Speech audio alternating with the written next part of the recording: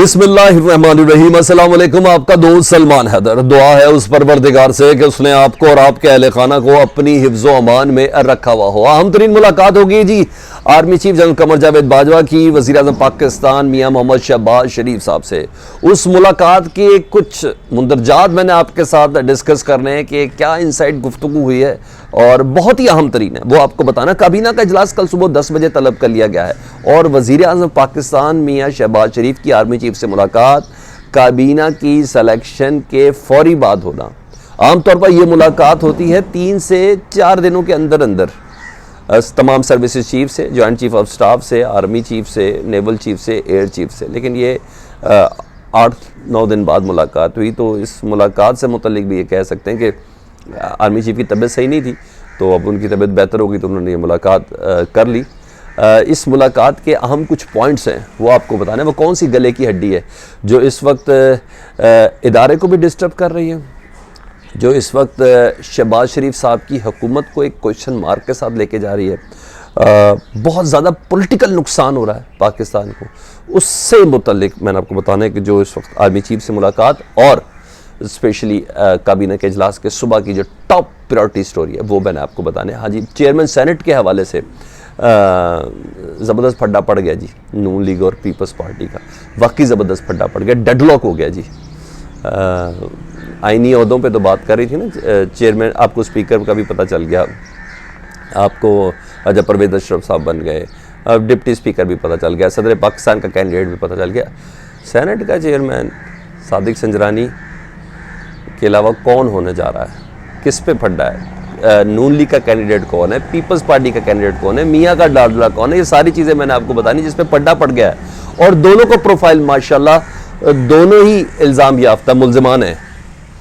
34 में से 24 काबीना अरकान मुल्ज़मान पे मुश्तमिल है और सेनेट के चेयरमैन का मामला भी एक मुल्ज़िम के तौर पर देखा जा रहा है। वो क्या चीज़ें वो आपको बताना है। इसके अलावा एडवोकेट जनरल पंजाब ने गवर्नर पंजाब को कुछ सवाबदीदी इख्तियारात दे दिए हैं जी उस्मान बुज़दार की समरी के हवाले से। वो चीज़ क्या है वो भी आपको बतानी। सारी चीज़ें डिटेल में आपके साथ रखता हूँ। मैं रिक्वेस्ट है कि चैनल देखें तो सब्सक्राइब कर दें, बेल आइकन दबा दें ताकि आने वाले वक्त में वीडियोस आपको पहुँचते रहे। लेकिन तमाम की तमाम एक्सक्लूसिव चीज़ें मेरा आपसे प्रॉमिस है, मेरे बाद आपको कहीं से पता चले तो पता चले, लेकिन हमारे ज़रा कंफर्म कर रहे हैं। सबसे पहले मैं उस्मान बुज़दार साहब की वाली बात से छोटी छोटी खबरें सारी साथ लेके चला जाता हूँ जी। गवर्नर पंजाब ने एडवोकेट जनरल साहब से बाकायदा तौर पर राय मांगी थी। अहमद उवैस साहब है जी, उन्होंने कहा इस उस्मान बुज़दार के कानूनी इस्तीफ़े पर कानूनी राय ज़रा मुझे दे दें और गवर्नर को भिजवा दी जाए। अहमद उवैस ने उस्मान बुज़दार के इस्तीफ़े का मामला कहा है कि ये माजी का हिस्सा, इससे हम बहुत आगे जा चुके हैं। उसके बाद नए इलेक्शन हो चुके हैं, उसके बाद इलेक्शन 2 वज़रा आला के कैंडिडेट हो चुके हैं, तो ये ना ही छेड़ें तो बेहतर है। उन्होंने कहा आईनी उस्मान बुज़दार ने गो के इस्तीफ़ा आईनी तरीके से नहीं दिया। एडवोकेट जनरल अब गवर्नर साहब को ये बता रहे हैं कि उस्मान बुज़दार साहब का जो इस्तीफ़ा था वो आईनी तरीके से नहीं था।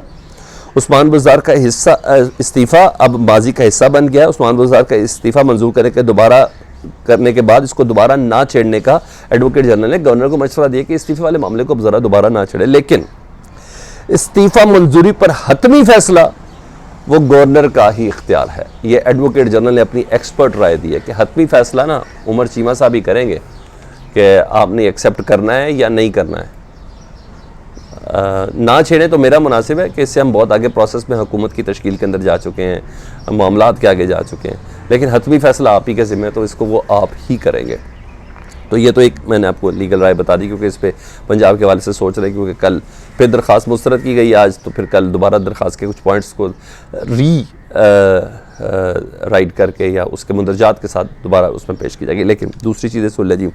अब आ जाऊँ पहले चेयरमैन सेनेट, फिर आपको इनसाइड खबरें दूंगा काबीना की और काबीना के सुबह होने वाले इजलास की और आर्मी चीफ की वज़ीर आज़म शहबाज शरीफ से मुलाकात के हवाले से। इसहाक डार जी चेयरमैन सेनेट के लिए उम्मीदवार है मुस्लिम लीग नून के, और इस पे पीपल्स पार्टी और नून लीग के दरमियान डेडलॉक पैदा हो गया जी। पीपल्स पार्टी मान नहीं रही है जी। आप कहेंगे वज़ीर ख़जाना इसहाक डार साहब बन रहे थे, नहीं, मिफ्ता इस्माइल साहब को फुल फ्लेज वज़ीर बना दिया गया जी ख़जाना का जी। और ज़ाहिर बात है आर्टिकल 91 के तहत प्राइम मिनिस्टर के पास यह सवाबदीदी हक़ है कि वो किसी भी नॉन पार्लियामेंटेरियन को 6 महीने के लिए एक वजारत दे सकते हैं, और फिर 6 महीने के अंदर वो जिस तरह अभी उनके साथ भी हुआ था शौकत अरीज साहब के साथ, फिर सेनेट का इलेक्शन लड़ा के उनको कर देंगे। तो मिफ्ता इस्माइल अब टेम्परेरी नहीं है, मिफ्ता इस्माइल 6 महीने के लिए वज़ीर ख़जाना मुंतखब हो चुके हैं, और 6 महीने में तो आपको पता ही नहीं क्या क्या होना है, ठीक है। तो बहरहाल वो मुंतखब हो चुके, तो मिफ्ता इस्माइल का अब इसहाक डार का वज़ीर ख़जाना बनने का वाला मामला जिसको आप बिल्कुल कॉर्नर कर दें। तो अब चेयरमैन सेनेट के लिए डेडलॉक बरकरार है। अच्छा, चेयरमैन सेनेट के हवाले से ना पहले बात नहीं हुई थी, जो डील साइन हुई थी ना, डील सारी बात एक पूरी डील हुई भी है, ये तमाम हुकूमती पार्टीज़ के बीच में एक डील हुई हुई थी। उस डील के अंदर ना, उस डील के अंदर ये नहीं था कि इसहाक डार को चेयरमैन सेनेट बनाना है, तो ज़ाहिर बात है वो डील में नहीं था, तो इसलिए पीपल्स पार्टी इसके ऊपर अपनी रिजर्वेशन शेयर कर रही है। जब रिजर्वेशन शेयर कर रही है पीपल्स पार्टी, तो उसमें ये कहा जा रहा है कि वो यूसुफ रज़ा गिलानी को चेयरमैन सेनेट बनाना चाह रहे हैं। अब यूसुफ रज़ा गिलानी साहब के लिए मुस्लिम लीग नून नहीं मान रही, मुस्लिम लीग पीपल्स पार्टी कह रही है कि सबसे पहले इसहाक डार साहब को, सेनेटर तो वो है ना, हलफ लेना सेनेटर का, और फिर उन्होंने सेनेट का चेयरमैन बना देना। उन्हें कहा सबसे पहले इसहाक डार साहब के केसेस ख़त्म करवाएं, सबसे पहले इसहाक डार साहब के केसेस ख़त्म करवाएं, उसके बाद देखेंगे कि ये सारा वो चेयरमैन सेनेट बन सकते हैं नहीं बन सकते, उनको बुलाएं, उनके केसेस ख़त्म कराएं। मुस्लिम लीग नून कह रही है यही तो हम कह रहे हैं, यूसुफ रज़ा गिलानी का सबसे पहले केसेस ख़त्म कराएं। तो दोनों चेयरमैन सेनेट केसेस याफ्ता हैं, उनके केसेस ख़त्म कराएं, फिर उनको चेयरमैन सेनेट लगाए। तो इस पर एक डेडलॉक है, और कोई शक नहीं मियाँ साहब के लाडले तरीन है, वो काम शहबाज शरीफ साहब भी नहीं कर सके जो इसहाक डार साहब आज तक करते रहे मियाँ नवाज शरीफ साहब के। तो इस वक्त वो डेडलॉक है जी, वो आपको बताना था, मैंने कहा ये मैं आपको बता दूँ, इस पर फटा पड़ सकता है, क्योंकि आइनी ओहदों के लिए तड़प रही है पीपल्स पार्टी। आइनी ओहदों से मुराद ये है सदारत, चेयरमैन सेनेट, स्पीकर कौमी असम्बली, ये तमाम वो सीटें हैं, गवर्नरशिप, ये तमाम वो सीटें हैं जो अगर केयर टेकिंग गवर्नमेंट आ भी जाए तो ये बरकरार रहती हैं।